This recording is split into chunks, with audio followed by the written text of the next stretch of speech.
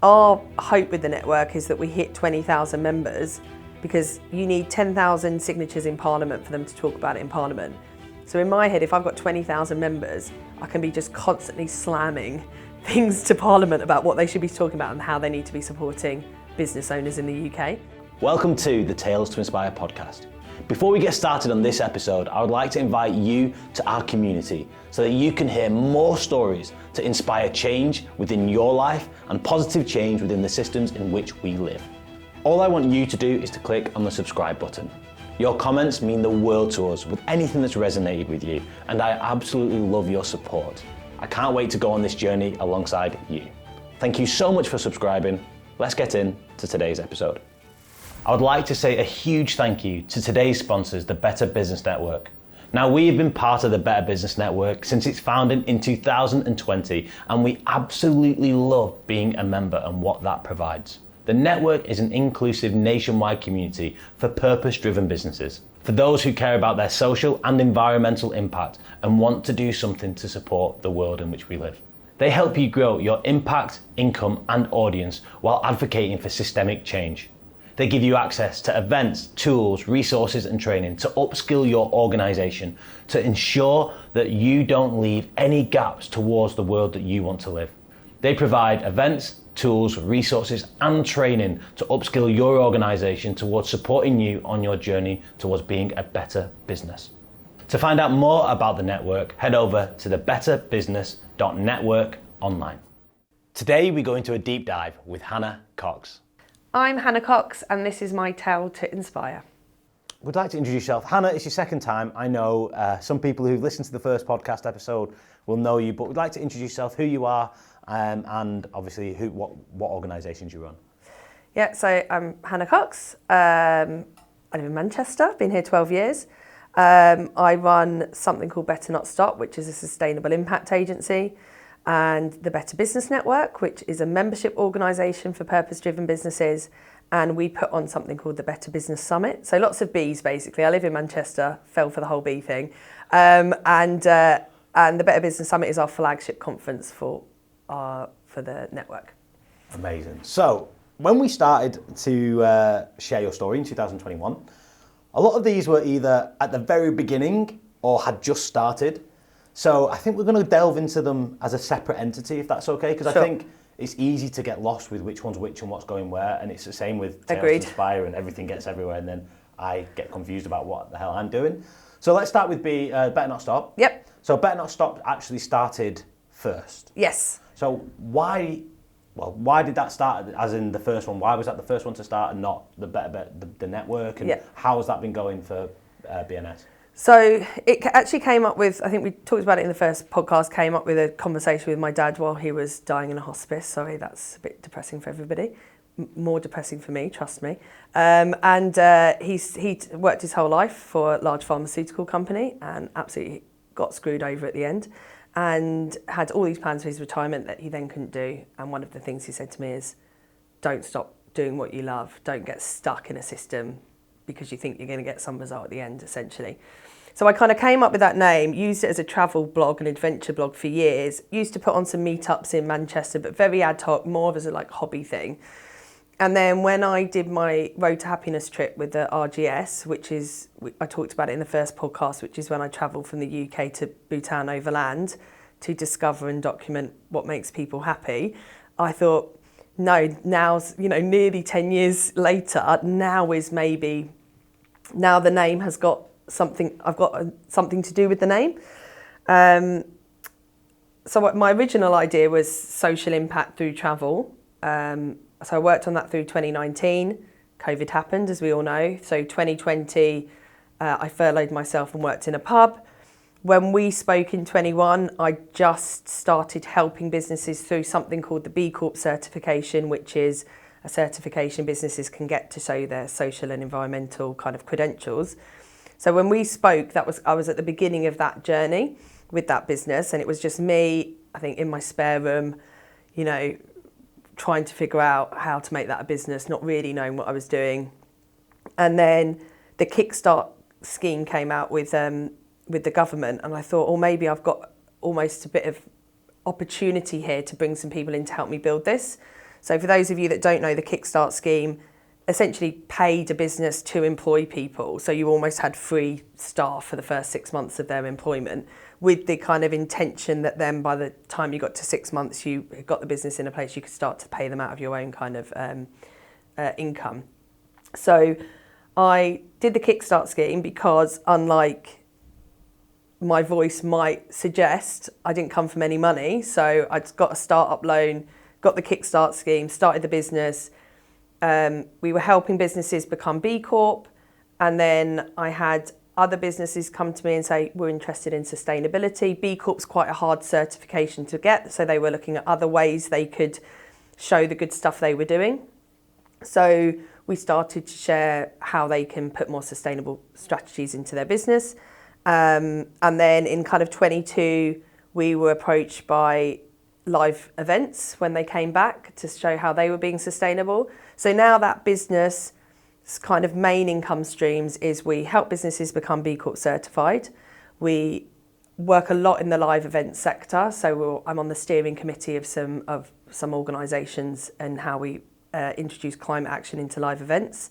Work with a lot of music festivals and how we can change the audience's behaviour to make them more sustainable and make the event more sustainable. And then we also work with businesses who might be at a different stage in their sustainability and impact journey, and help them decide what they should be what areas they should be looking at and how they can actually measure that in like a really honest, transparent way. Okay, so is that more of a Hannah Cox venture, or is that more of is there quite a few of you in that team? Yeah, there is now 9 of us in total across both businesses. Okay. Yeah, a few people have some like half and half roles, but for Better Not Stop, there's about 4 of us. There's 4 of you on that. Yeah. And is one, and we're going to get into the other one, so is one busier than the other? Or do they both kind of link each other to each other? They kind of link each other to each other. So they're different business models, essentially. So, you know, with Better Not Stop, it's project prices or retainers with clients. But often those projects can last between 6 months to 2 years. Some of the music festivals, were Kendall Calling as an example, in our 3rd year of working with that event. Obviously, it's a weekend it's in August this year. So while we work with them throughout the year, it's really busy in the summer. So Better Not Stop, I would say, is really busy in the summer months now. We're busy with B Corps in the winter and kind of festivals in the summer, essentially. But for example, this year, I'm out of the office for about 6 weeks this summer in a field somewhere. Not enjoying the music? Sometimes enjoying the music, but mostly in a field, usually in the campsite, looking at tents. So I want to go into B Corps and I want to go into looking at tents. There's 2 different parts. So B Corp certification, how does that work now? I know we talked about it a little bit when you shared your first story with us in your first episode, but when you talk about B Corps, people think Patagonia, or they think the big organisations, but they also think that's difficult to become B Corp certified. So how does that all work? So essentially, it's a really simple certification. It's an assessment process which you do online, which you can do for free. You don't need to have somebody help you, but often businesses will come to us. I'm personally trained as a B leader, and so are other people in our business, which means B Lab, who are the people that came up with the certification, have trained us to help businesses through it. There's 5 sections to that assessment, which is changing next year, but I won't bother going into that bit. But there's basically a minimum score you need to get, and then there's also a legal change you need to make to your organisation. And the legal change is saying that you don't just look after your shareholders, which are the people that own the business. You're going to start looking after your stakeholders, which are people that are affected by your business, and when you're making decisions. So it's basically saying whenever you're making a decision in your business, you're considering people and the planet, essentially, not just whether you can make loads of money. The assessment process, it depends on the type of business you have, but you can look at different areas to increase your points, whether that's how you look after your team or how you manage your business or how you look after the environment. And most businesses, a normal UK business traditionally run, would sit about 30, 40 points. So to get that 80 points to become B Corp, you really need to be showing in your business that you're really looking at what positive impact you can have as an organisation. So are people or organisations usually doing it for a marketing ploy? Like, oh look, we've done this and it's a tick box? or are they doing it because they genuinely care about what they're doing? Well, I mean, they could do it for both. We have a vetting process with how we work with businesses, so we will just, we won't take on every business that approaches us for B Corp, because for us it is important they're doing it with a values-led reason. But the actual statistics show, B Corp did they've done 2 reports actually since we spoke. They had one come out last January, which showed that UK B Corps that use that B Corp framework and how they run their businesses, systems, processes, were having better employee retention than the UK standards. They had a higher turnover than UK standards, had the same amount of access to equity and finance, generally were performing better across the board than other UK businesses. So it was proven that the framework actually makes you a more successful organisation. And there was a new report that's come out recently called the Purpose Dividend, which is looking at actually if every business in the UK started to use the B Corp framework, systems and processes in how they ran their company, it could increase the GDP by like tens of billions of pounds. So like huge amounts of money. So I've probably made up that stat, check it. But it's basically saying, yes, it's nice to do, but actually it's a commercially viable way of running a business. It's not just this is nice. It's like actually it can mean you're future-proofing your company as well. Going back to what we said earlier. How do you future-proof if I have a company and I want to come to you and I go, Hannah, I just really want this certification, this B Corp, but how long is it going to take? Yeah. Is it like how long's a piece of string? Well, I guess it's where are you currently in your process? Right. Okay. Like fitness, where are you? Can you run a marathon? Can you run a marathon tomorrow? I've never run before. So first thing to do is like work out where your business currently is. There's lots of different ways to approach that. Like I said, the assessment is a free tool, so you don't need to work with a B lead to go through it. Basically working out where you are, what you then need to improve in your business and how long that might take. As a guide, you could probably go through the assessment in an afternoon because a lot of it's multiple choice questions, and if you just gave some like guesstimate answers to give an idea of where you're at as a business. Usually a business will take 3 to 6 months to implement changes within it. I'd give yourself sometimes at least a year. And then actually from when you send your assessment to B Lab to when you get certified can take about 6 to 12 months. So it needs to be a commitment of how you're changing your business, not just we're doing this to get a logo. Yeah, that makes so much sense. And the second part of the original question, the tents. You're in the fields over the summer. You're going to be looking at all these tents. What's going on? Are you seeing are you just observing, seeing how the tent goers, the festival goers are in their behaviours and what they're doing, or are you looking at it from a few different perspectives? So it depends on the festival, but the work we do in festivals is a lot around what is the social and environmental impact of live music events in the UK. So we did an industry report on it 2 years ago. We're working with Deloitte actually this year to do a second version of the report. And actually the UK music festival scene's quite an interesting one for me anyway. I worked in that previously. Since we did the original report where we looked at 100 UK music festivals, the biggest UK music festivals in 2022, and we gathered data for that to find out where the industry was, 17 of those no longer exist. And actually nearly 100 to 200 UK music festivals that did exist pre-COVID now no longer exist. So it's also about future-proofing that industry. Now, music festivals, as much as they're great fun, there's actually lots of social and economic benefits to them. Often they're bringing lots of money to a local community because they're usually in quite rural areas. So they can bring sudden, huge influxes of money into communities.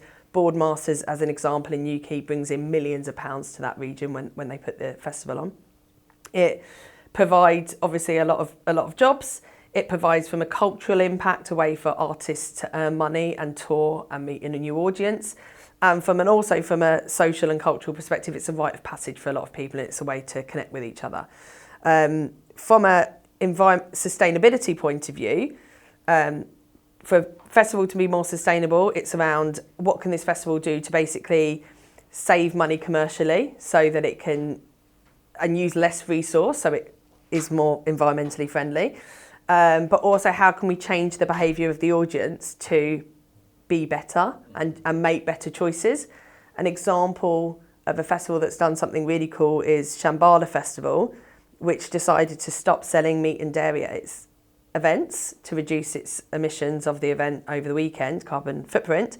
And then they did a survey with their audience 6 months later to say, has how you ate at the event affected your dietary choices? And many people said yes, as a result of the event, we eat less meat and dairy. So that's just an example of how something you're experiencing over a weekend, in the same way you might discover your favourite band in a tent and then you're obsessed with them for 10 years and you're like travelling around the world, you know, on following them on their European tour, you could see a talk or go to a workshop that could affect how you choose to behave moving forward. And that to me is the exciting part of working in live events.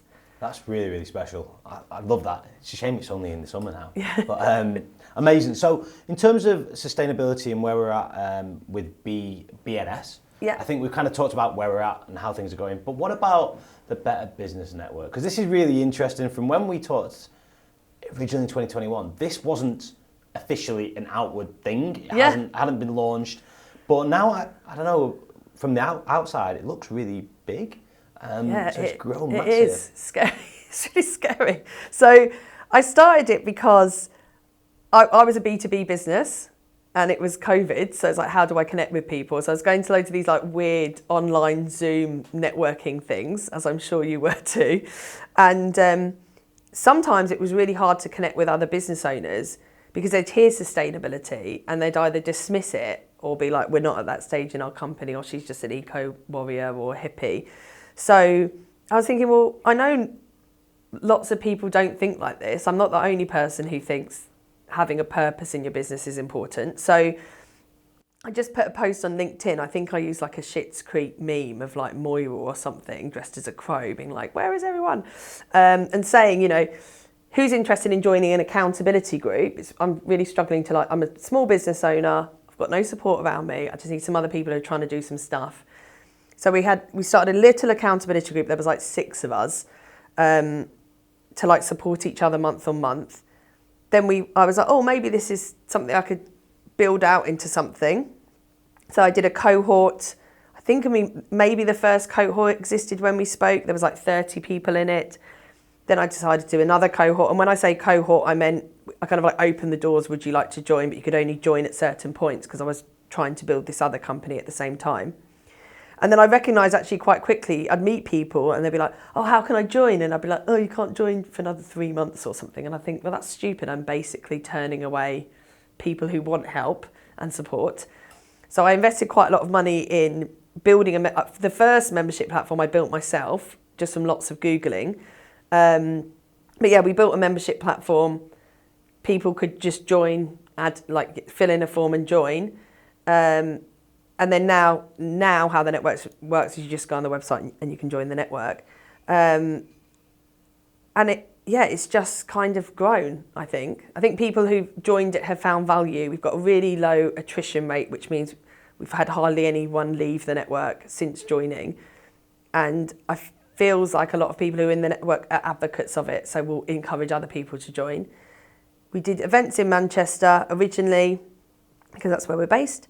And then this year we started regional events, so it has kind of exploded really in the last month. In the last month? Yeah. I wonder, because it's mad. It's so mad to see how this has just scaled, and because it's in.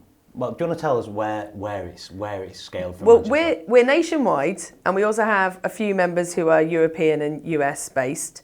But in regards to regional events, we're currently now doing regional events in Manchester, Leeds, Sheffield, Birmingham, London, Brighton and Bristol. Wow, that's amazing. Which is a lot.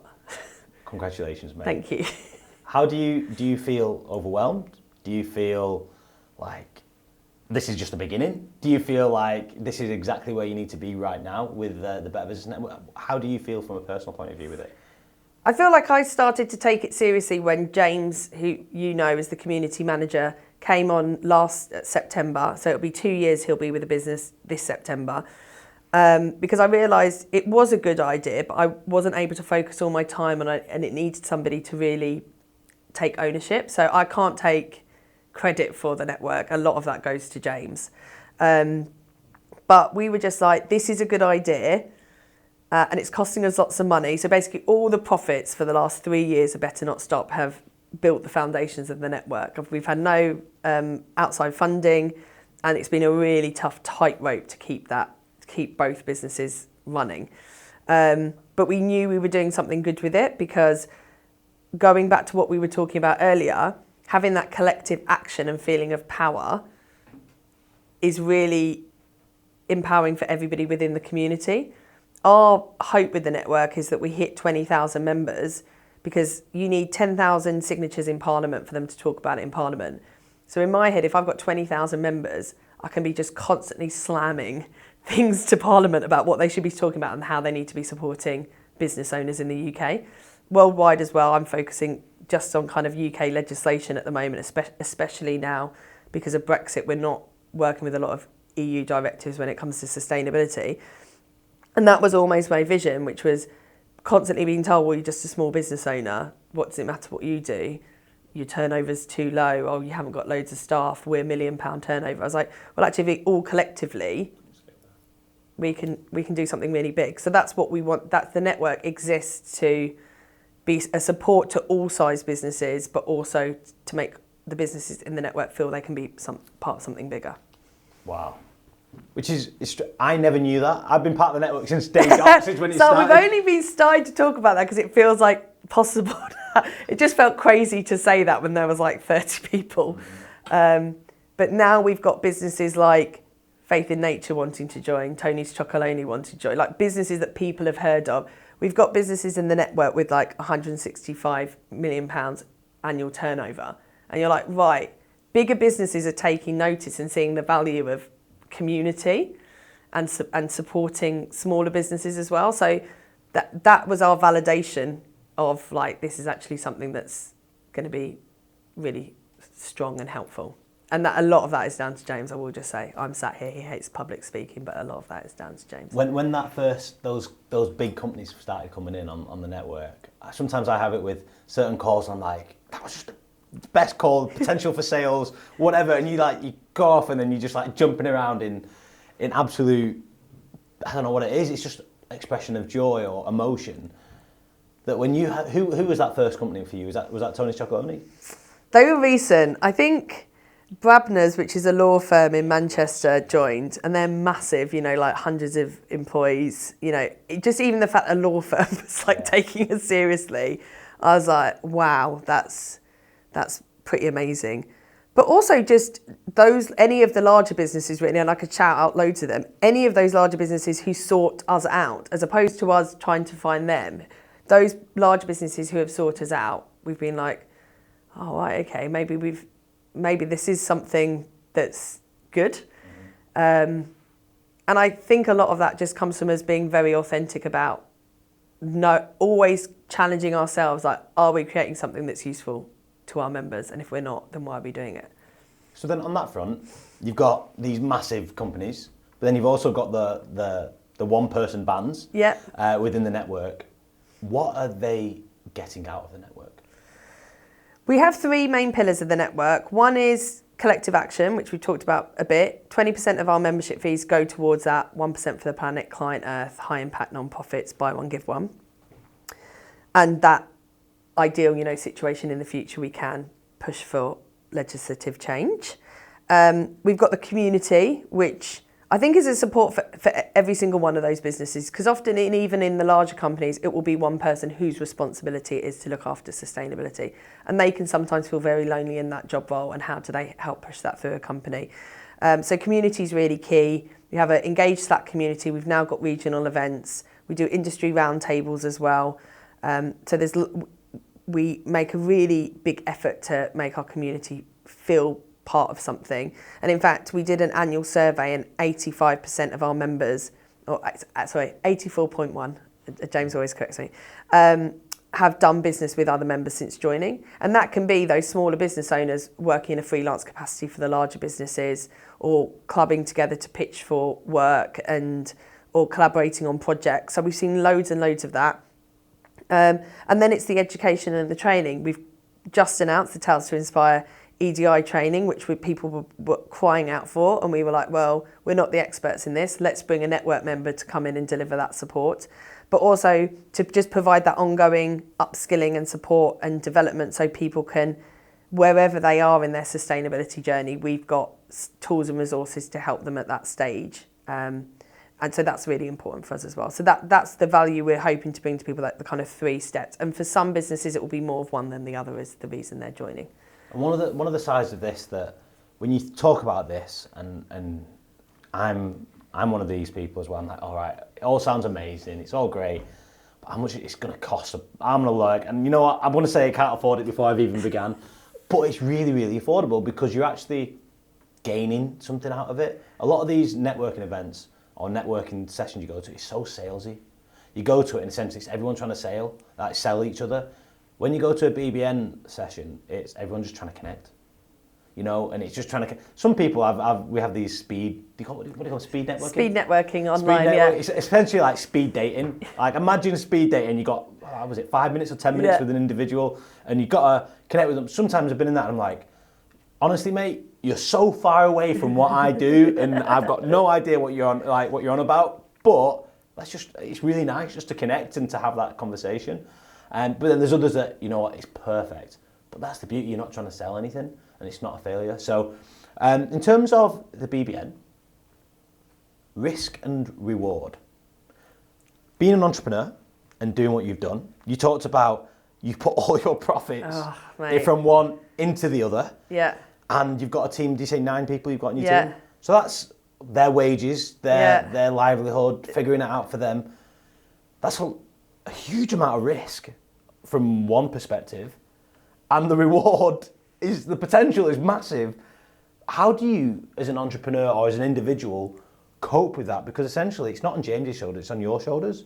Like, how do you cope with that? And how do you figure out what's the right one to go, and how are you weighing up that equation all the time? I think I've surrounded myself with other business owners who I can moan to about it.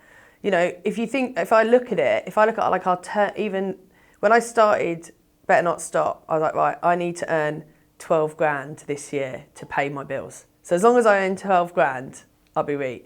Now it even feels mental to say I need to earn more than that in a month to pay the bills for the business, let alone. So it's just, to me, it is crazy money. You know, I got brought up in a single parent household, you know, it's like crazy money. And, you know, then you see other business owners that started something during COVID and they've got like 100, I think I had a discovery call with a business the other day and they were like, oh, we started in COVID and now there's 70 of us. And I was like, what the hell? So to say it's not scary would be a complete lie. Do I have the safety net of if everything fell apart tomorrow, could I go stay in my mum's spare room? Yes, there is a very huge element of privilege to work in that way. So not that I'm taking these crazy risks in my business. I'm like, oh, I can just stay at my mum's house. But I do have that safety net. I don't have like a financial safety net, but I do have like a emotional safety net, I would say, when it comes to business. It doesn't stop being scary. I've definitely made decisions that I have been told not to do, especially with Better Not Stop. People are, you know, I've had business mentors say, well, just don't do the network. And I'm like, yeah, but the vision is the network. Like, Better Not Stop is only ever going to help hundreds of businesses. The network could help tens of thousands of businesses. So we're just investing in it now. And if you don't see that vision, then we're probably not right. So now I've surrounded myself with loads of other great business owners. It's almost like I've created a business to just try and surround myself with people like you who I could just ring up. Yeah, I know I could ring up even if I hadn't spoken to you for 6 months and go, mate, I've done this with the cash flow. I don't know what to do about this. And you go, right, let's, you know, I just have someone that could talk me through it. So I've surrounded myself with people like that. I have a therapist I go to separately from work every 2 weeks, more important than the gym as far as I'm concerned. I've got 2 board advisors. We've got Nature on the board. We're only the 3rd company in the UK to have that. So it's just, and that's what the network is. It's surrounding yourself with your peers who are there. You support them with expecting nothing back, and you will get that back from people. And that's how I've always viewed it. But it is terrifying. I'm not saying it's not. And we're not in a position now where we're like, I know some business owners who are like, yeah, we've got like 12 months runway in the business. And if you're listening and you don't know what runway is, it means the money in your bank account that would sustain your business even if you earn no more money. So if your business costs £10,000 a month to run, if you had £100,000 in the bank and you earned no money, your business would be able to survive for 10 months, essentially. Some quick maths for you there. But just if I was using a term that wasn't colloquial to everybody, we don't have that much runway in the business. Do you know what I mean? We are still on this like tipping point. But I definitely feel like I am still wading through that mud, but at least at this point, which I couldn't see 12 months ago, I can kind of see land. Like, the seagulls have not reached me yet, but I can kind of see land. That's where I would say I am. There's so much to go into. Yeah, sorry. I love it. So, I'm going to delve into, you talked about nature on the board. Yeah. What does that even mean? So we had Faith in Nature come and speak at the summit last year, and they were the first company in the world to put nature on the board. So a traditional business model, large businesses will have a board of directors who make the strategic decisions in the company. And Faith in Nature had decided to put somebody on the board who represented nature, so an environmental lawyer called Bonte, who is part of Lawyers for Nature, which meant whenever they had a board meeting, there was the voice of nature was there, and had to be listened to and had to vote in business decisions. So it's really one step up from that B Corp legal change we talked about earlier. And I thought that was an amazing idea. And I was like, we should do that. And me and James were like, yeah, let's do it. And then we just got busy and kind of didn't do it. And then I saw House of Hackney did it in the second UK business to do it. And I was like, oh, we could have been the second. And we just didn't get ourselves in gear. And it's because we actually hadn't found someone to represent nature. And actually, through the network, Graham Hansen came to the Better Business Network, breakfast networking, said he'd been to the summit, said he was a lawyer, said he'd be really interested in Lawyers for Nature. And we were like, okay, maybe this is too good to be true. So we got to know Graham a bit, had a few meetings with him and thought, actually, Graham totally gets what we're trying to achieve with this. So then at the summit this year, we announced ourselves as the third company in the UK to put nature on the board, which means when we make decisions as a business, Graham represents the natural world, the environment, to say whether, and has an opinion on the decisions we're making. But it's a really new concept and it is a bit woo, and some people might say it's a bit stupid, but it's that consideration when we're making decisions. It's not just about money and profit, which can, when you are in that building stage of a business, is really important as a building block. So it's on for you in the way that you're using it. It's on the bigger, more strategic decisions that when you have those meetings, Graham sat on that. The more day-to-day things, it's not really. Well, we're trying to integrate it into everything. So at the moment, we're trying to establish what our called nature-related issues are in the business. So at the moment, James and I have created a spreadsheet where we've said what the decision is. Usually it's if we spend any money, that's an easy thing to say, that was a financial decision. But if we made like a strategic decision, we write it down. Then we have a column saying, did we consider nature when we made the decision? If the answer is no, why didn't we consider nature? How could we consider nature in the future? How can we address and change it? So we're kind of creating this to then share with Graham in a month's time and kind of identify where we're messing up and where we can integrate that natural kind of decision-making process. Because there's only 3 businesses doing it, there's no kind of framework for it. So we're trying to work out how do we do it so it's not just in a strategy meeting every 3 months, which is what we're currently having. How is it in the monthly reports that we're sending Graham about the business? How is it in our weekly meetings, and how is it in our day-to-day decisions? So that hopefully in 6 to 12 months, we're not having to have a spreadsheet. It's becoming second nature to how we run the business. That makes so much sense. I think it's so fascinating. It's just, you're doing things that are new. Yeah. It's scary, they're new. You're not just doing something that's new. You have to educate people like me.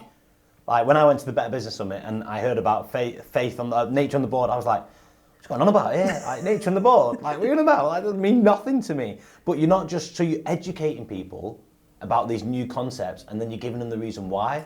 I mean, it may fall flat on its face. Exactly. It may not work, but at least you've tried it, and I guarantee it'll provide 10 other ideas of ways to do something that's purpose-driven and can make a difference. So I love the way you think, Hannah. It's so cool. And the culture of what you do is amazing. But I think we're not scared for it to be wrong. We're not scared to be wrong. We've had things in the network before which we was giving money to a company that we thought was good for the network, and then we had to have a whole thing with the network about changing that. Like, we're not scared to fail publicly, because the more you do that, it's actually less scary every time you do it. But like you said, it could go wrong, but also it could go right. So why don't we just try it out? Yeah. Try the new things, yeah. Is there any, just out of curiosity with the Better Business Network, is there any other competitors out there doing the same thing as you? In the last 12 months, there have been about 4 to 5 people within my vision who have created their own sustainability communities, which has been interesting to see develop. When we started, there were 2. There was the Good Business Club down in Brighton, which started around the same time as us. They recently closed, and we have amalgamated their members into our membership. And in fact, we were out with Sarah for dinner. Me and James took her for dinner when we were in Brighton to say thank you for trusting us with her community. We actually had been speaking for 12 months about how we could work together. So Sarah was around with the Good Business Club, really came about at the same time, which is, if you ever read anything like Big Magic by Elizabeth Gilbert, it's all like everyone's, these ideas all come at the same time. It's just who grabs them. We just grabbed them at the same time. And I'd reached out to Sarah actually like last May, and I was like, we need to work together. And luckily, that opportunity's happened. And then the other one was Women in Sustainability, which is run by Rhiannon Sherrington, which is, again, an amazing community. However, it was just for women, and I didn't want to run a female-only community. And since we've started, yes, other ones have popped up. For me, all that does is show, well, obviously, there's a product market fit here because people are seeing there is a need for this. And those owners of those other communities have obviously identified a way in which they're doing it, which is different to us, which is fine. But I'm really confident in what we offer as a community. So while I don't ignore the competitors, I see it more as you're just proving that this is a good business idea because you're trying to replicate it. And hopefully people see that we're trying to create the most value out of the ones in the area. So, Hannah, this goes from, as if you've not been busy enough over the 2.5 years since last time. Better Not Stop, Better Business Network, and the Better Business Summit. Yes. Okay, so this is the 3rd out of your amazing projects that you've created. So talk us through the Better Business Summit. So this was an accident, right? Because I went to Man Met Uni to talk about doing a lecture on B Corp certification. And then I think I'm very affected by caffeine. So I just think I just had a very big coffee. And then I was like, why don't we do a conference here? And they were like, yeah. And I was like, oh, how's that happened? So I remember going back to the office and saying, yeah, so I'm not going to do a lecture. We're just going to put on a whole business conference. And everyone was like, what are you talking about? And it did make sense. We'd just come out of COVID. Everyone was back in the office. We had members in the network. And I thought, let's do something to promote the network and also to we've got nothing like this in the Northwest. There's some great other sustainability conferences and impact conferences, but they're all in London or the Southwest. There was nothing up here. So I was like, let's create something up here. The university have been incredibly supportive of us building that. And we just thought, let's just invite some speakers and just see who'll be up for it, basically. And it did, I think when James started it, even though he was community manager, his kind of full-time job was just kind of organising the summit, really. So yeah, we did it thinking, this would just be like a nice project to do for our members, and it became its own beast. 350 business leaders came to that first one. And then straight after the first one, everyone was like, you're doing it again next year then? And we were like, oh God, yeah, I guess we should. So yeah, so then we did it again this year, and it's already got tickets on sale for next year. So yeah, that has been exciting to do. From a business point of view, I think it's genius. I just think it's the best fluke in the world because it's the start of the year. It's in January, right? Yeah, which was, again, that was a nightmare too, because it was supposed to happen in November, and 3 weeks before, the uni had an issue with the rooms, and we couldn't do it. And they were like, oh, we can't do it. And we were like, and it wasn't their fault, it was just it's an issue, something to do with the booking system. So they were like, can you do it in January instead? And actually that was good because we'd hardly sold any tickets. So I was like, oh God, that actually gives us some more time to sell some tickets. But actually, if anyone who ever tries to do anything in January will know, you might as well stop selling tickets in November because everyone's just in Christmas mode. Yeah. So it didn't actually really give it. We still went into December. I think we sold like 60 tickets. And I was like, this is the worst Christmas ever. I'm just going to lose so much money. But when we did it in January, everyone was like, oh, how clever, start of the year, new year. And I was like, yeah, that was really planned. And but it wasn't planned, but it actually worked out really well. And then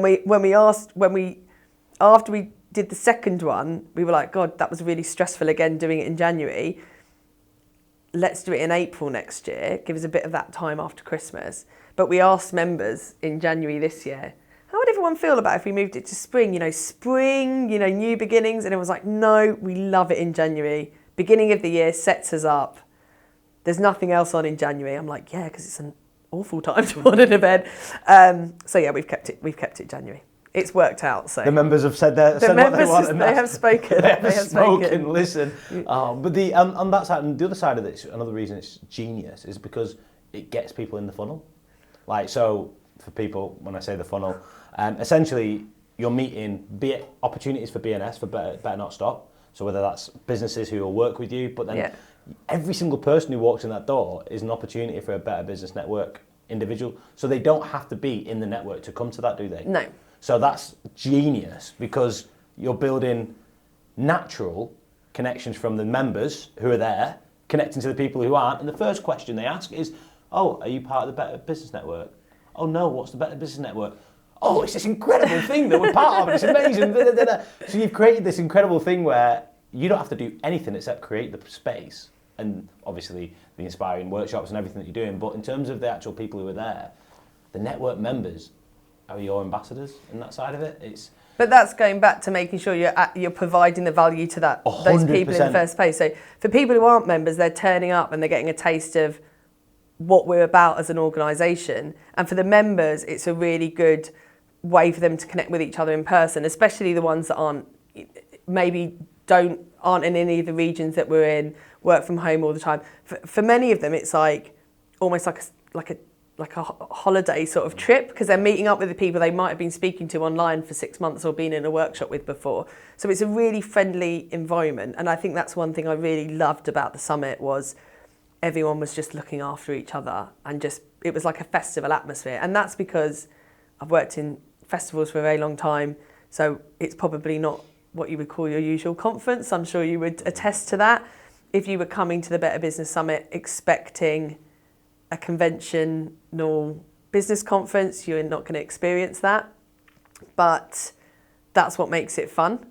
And if people get the vibe of it, then they really get what we're about. And then those are the people we want to have in the network anyway. We want an engaged membership. For me and James, it's if we had 20,000 members but only 1,000 were engaged, it wouldn't be worth our time. Yeah, doesn't make it worth it at all. I get it completely. So are they two separate companies, and which one comes under which, if they are? So originally they were one because Peter was feeding Paul.